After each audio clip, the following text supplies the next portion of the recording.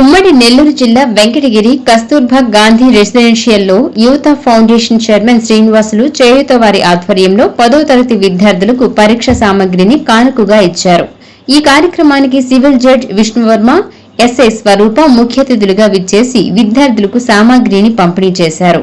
ఈ సందర్భంగా civil judge Vishnu Varma విద్యార్థులను ఉద్దేశించి మాట్లాడుతూ విద్యతోనే ఆర్థికంగా కుటుంబాలు మెరుగుపడతాయని సూచించారు. విద్యార్థులు సోషల్ మీడియాకు, ఫోన్లకు దూరంగా ఉండాలని చెప్పారు.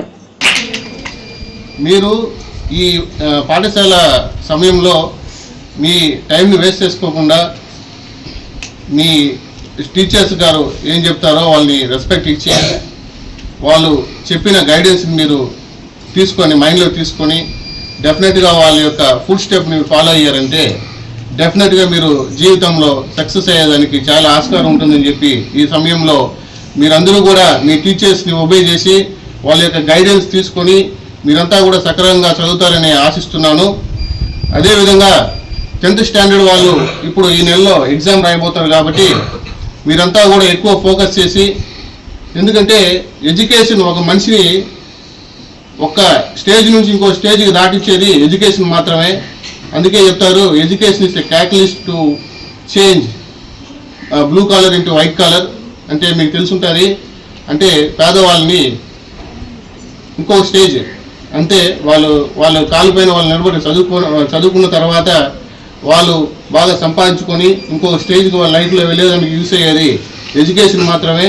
ఈ ఎడ్యుకేషన్ని మీరు నెగ్లెక్ట్ చేశారంటే డెఫినెట్గా మీరు ఇంకో స్టేజ్కి వెళ్ళేదానికి ఆస్కారం చాలా తక్కువగా ఉంటుంది. కాబట్టి మీరంతా కూడా మీ ఫుల్ పొటెన్షియల్ని మీరు బయటకు తీసుకురావాలని చెప్పి ఈ స్టేజ్లో నేను డెఫినెట్గా మీ అందరిని కూడా కోరుకుంటున్నాను. హ్యాబిట్స్ మాత్రమే మీరు పెంచుకోవాలి వాటిని.